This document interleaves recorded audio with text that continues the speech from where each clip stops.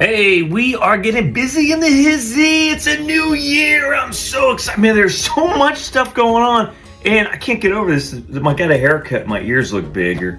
It's just my ears are big, and I just haven't. I've had a lot of hair covering up, but whatever that is, it just pales in comparison.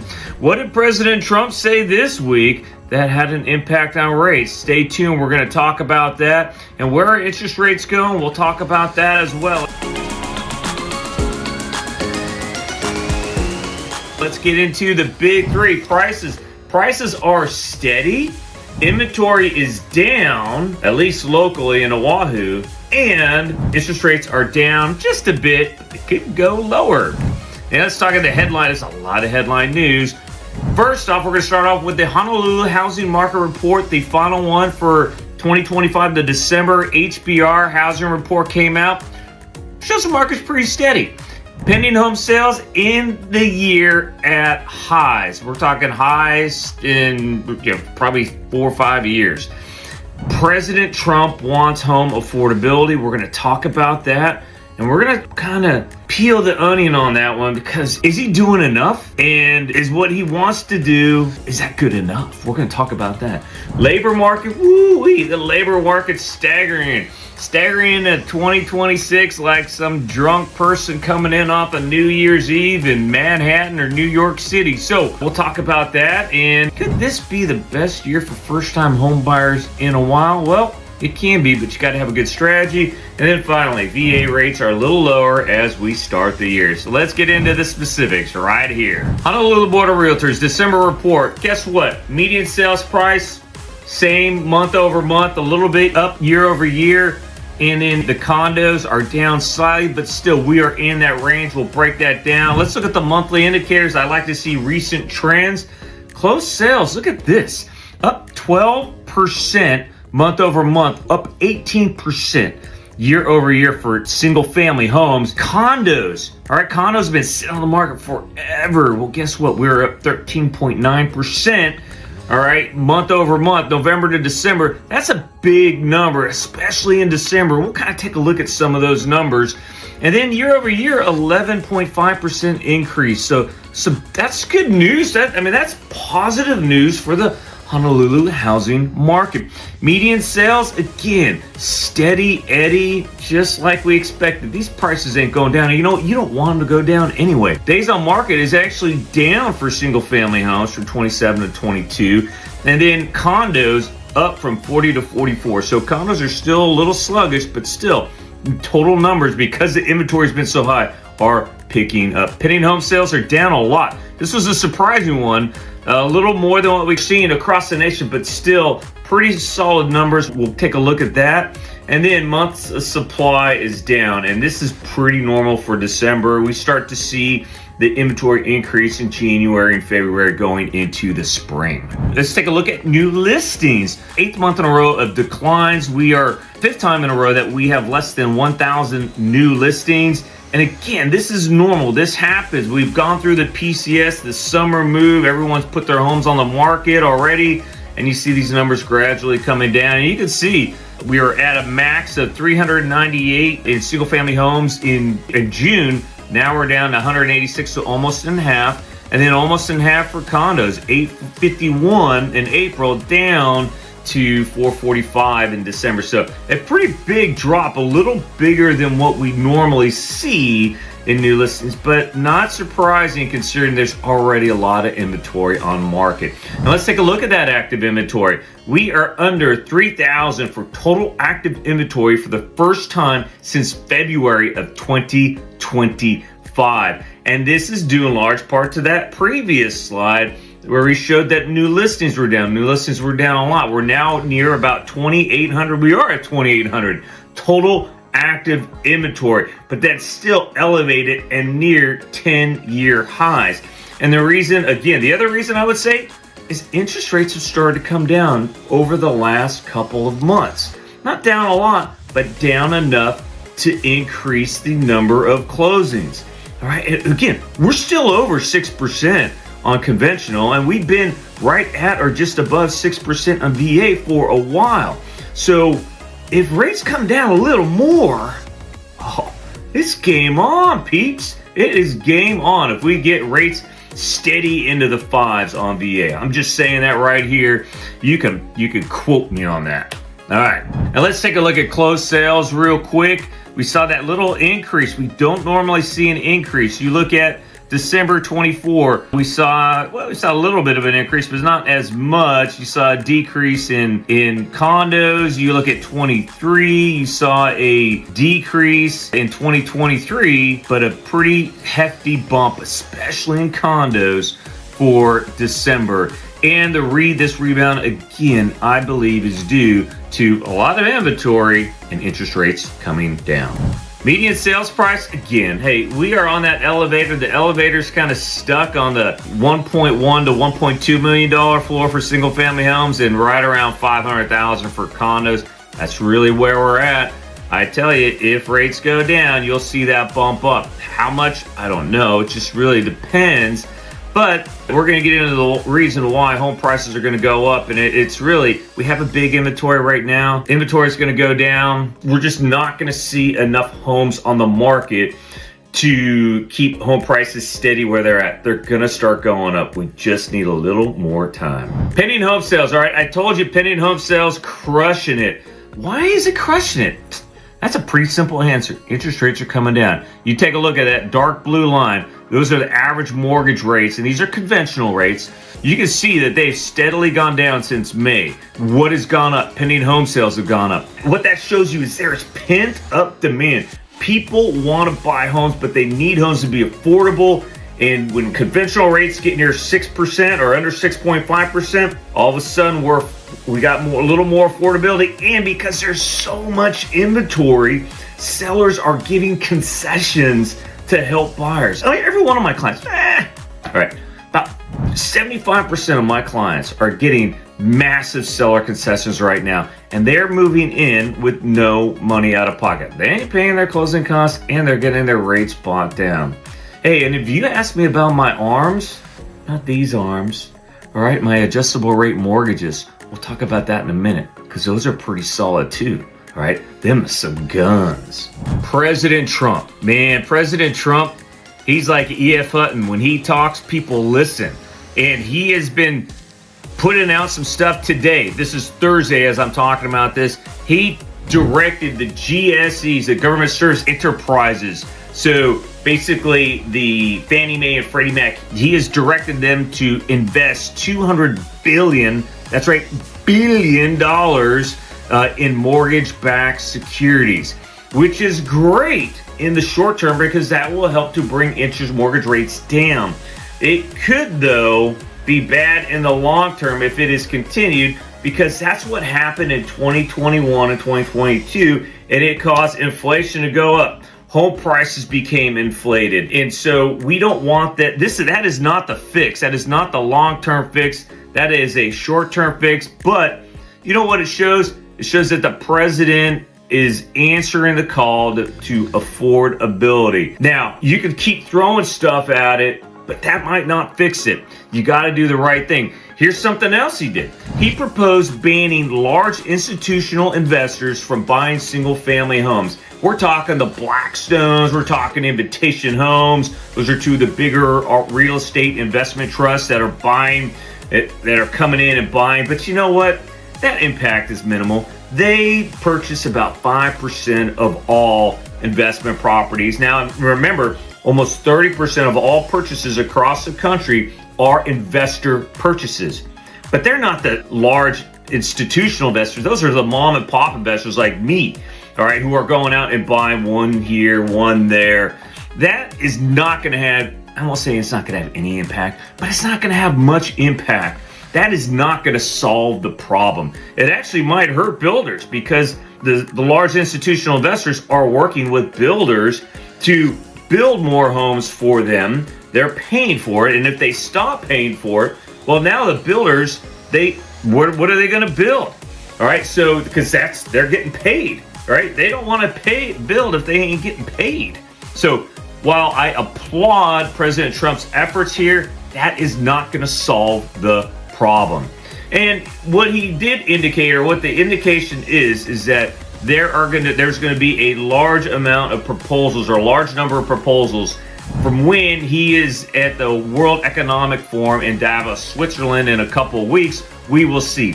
But I tell you what, these are all Band-Aids. All right, they're Band-Aids on a huge sucking chest wound. And what we really need is more homes built.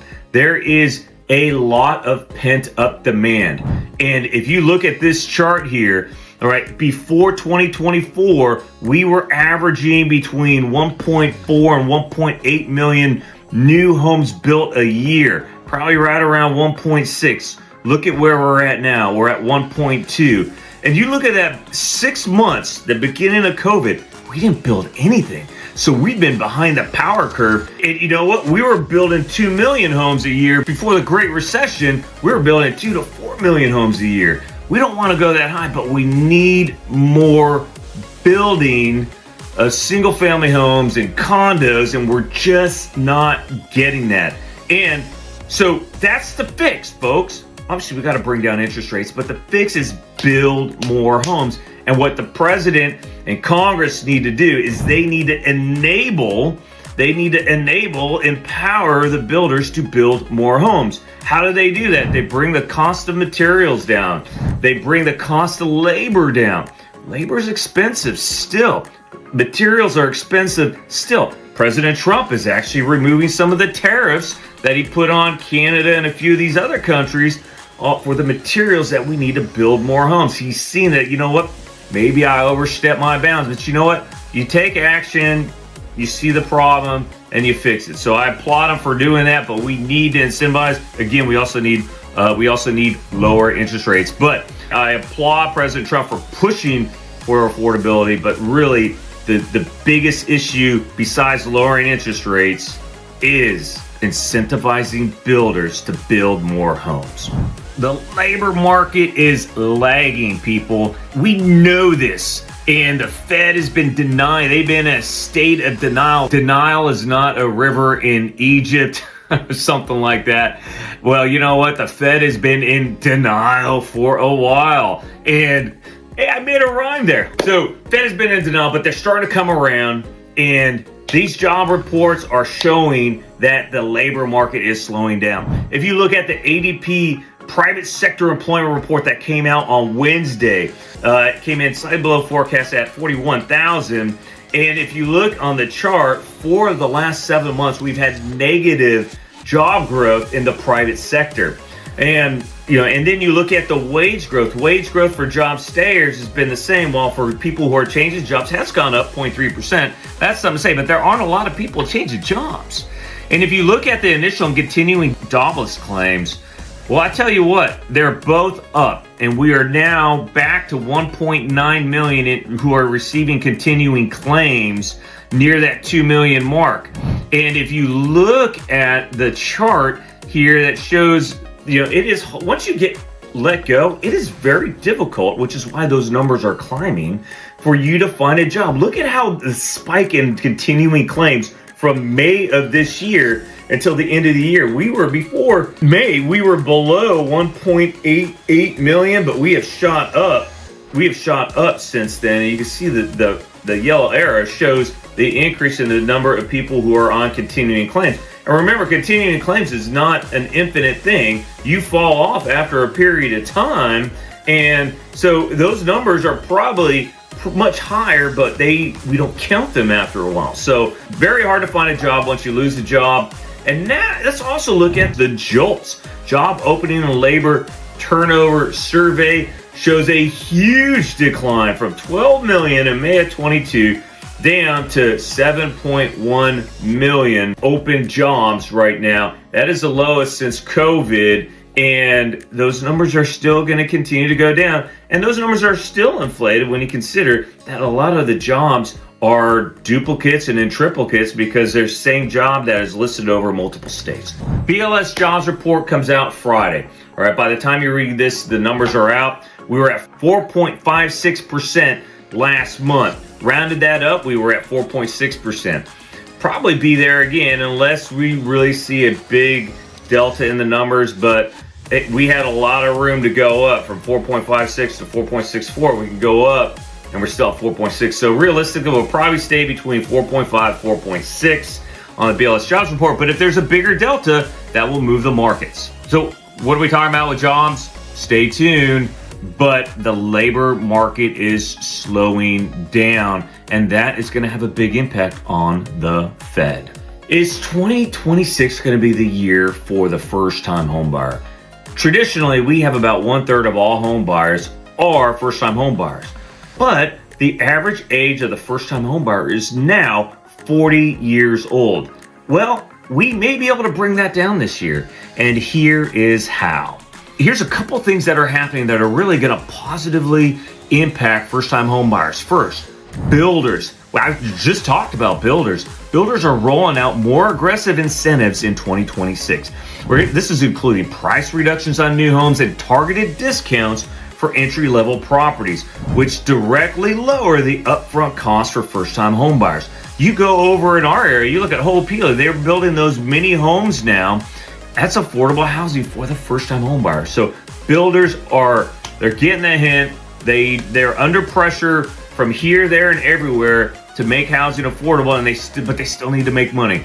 This is one of the things they're doing, though. They're incentivizing. The more people buy, the more they can build. Down payments. Mortgage lenders are expanding grants, and there's down payment assistance. Certainly in some places on the mainland, they are giving closing cost credits that's specifically designed to help first-time home buyers. And I got to tell you, what is the biggest hurdle to first-time home buyers? It's down payment. They just ain't got no money. Or certainly they don't have enough money. But with grants, and there are a few grants even in Oahu for first-time home buyers are getting that little help they need to buy that first home. Hey, if you're a VA buyer, guess what? You don't need that down payment. You just need to have your ducks in a row, credit-wise, debt-wise, income-wise. That's another way, down payments. The next, talking about arms. You want to see my arms? I'm not talking about these arms. I'm talking about adjustable rate mortgages. I probably put maybe 2/3 of my clients into adjustable rate mortgage, and these ain't your mom and pop's adjustable rate mortgage. These are 5-year adjustable rates fixed for 5 years, and then they adjust once a year thereafter. But those rates right now, in some cases, are 0.5 point to 3/4 of a point lower than 30-year fixed rate loans. We're talking a savings of $300, $500 a month by going to a 5/1 ARM. That is a big impact on affordability for the first-time home buyer. And overall, affordability is expected to improve as home price growth continues to stay flat and incomes rise. This should ease some of the extreme pressures seen from 23 to 25, where we've had this high rate environment, and that will make the qualification math work better for new buyers in 2026. Now, are interest rates going to fall off a cliff? No, they're not. But if they keep coming down, and you can see, again, with the pending home sales going up since rates have started to go down, the pent-up demand, people, they're starting the year. They have that New Year's resolution to buy that home, all right, to create some stability for the family. All right, so, and that's overall affordability should improve in 2026. Here's the other thing. Inventory is gradually increasing too. We are at a peak right now across the nation in certain areas. Now, certain areas you're not, but across the nation and in Oahu in particular, we are at 10-year or near 10-year highs in inventory. And what that means for buyers is more selection, and that is actually causing sellers. You're not just getting credits from builders, you're getting credits from sellers, incentivizing you to buy your home. They're paying your closing costs, people. They're helping you buy down that rate. I'm getting 5/1 ARMs in the 4s right now, in the mid 4s for buyers who are using credits from sellers. That is saving them significant amounts of money. That is making housing affordable for first-time home buyers. Locally in Hawaii, here's the other thing. Condo insurance prices, which have skyrocketed, causing HOA dues to go through the roof, are starting to come down. We're starting to see that as there's more competition for lower rates. We haven't, knock on wood, had any natural disasters that would cause the insurances, in particular the hurricane insurance rates, to go up. I know there are certain homes, as they start renewing their insurance policies for the next year, you're seeing those prices come down. So really, where the glut of the inventory is in Oahu, that's in condos, and we're starting to see that come down. So really, in 2026, especially in Hawaii, all right, this is an opportunity for first-time home buyers. All right, there is a cost of waiting. We'll get into that on a future video, but I'm telling you right now, you can buy, you can have a seller, you can have a builder pay all of your closing costs, help you buy down that rate, help you save, thousands of dollars at closing and hundreds of dollars on your monthly payment. Take a look. If you want to buy a home, get started. Don't wait until you're ready to buy, because then you'll never be ready to buy. It's like saying, when is the perfect time to have a child? I'm going to wait until I'm successful to have a child. And then it takes a little longer. Now you're like, well, now I'm too old. And then there's never a perfect time. You just go out, you do it, and that's what I did anyway. Yeah, I got 3 kids. You go out, you take that first step, and really, what is the hardest step? Is that first step. Get ready to buy a home. 2026 could be your year, first-time home buyers. Let's close this out with rates. VA rates today, they started the day up. And that's kind of what you see here. But towards the end of the day, President Trump announced that the GSEs, Government Service Enterprises, Fannie Mae and Freddie Mac, he directed them to invest $200 billion into mortgage-backed securities. And interest rates fell. So we're probably right around 5.75 after going up this morning. So, and on VA rates, again, these aren't my rates necessarily. These are the average across the country. Tomorrow, we might even see rates go a little lower. It could go higher. It just depends on those numbers and how the media spins the numbers. So that's all I got for you this week. A lot, I know, but you know what? This is a great start to 2026. And I've been telling my team that, and I've been telling the realtors and the people I talk to, 2026 is the year of opportunity in real estate. We've got a stable market. We've got a lot of inventory. And if you're buying a home, you can get a great deal. And if you're selling a home, if you're looking to sell a home, you should be able to sell your home this year. That's all I have. Have a great week and Happy New Year.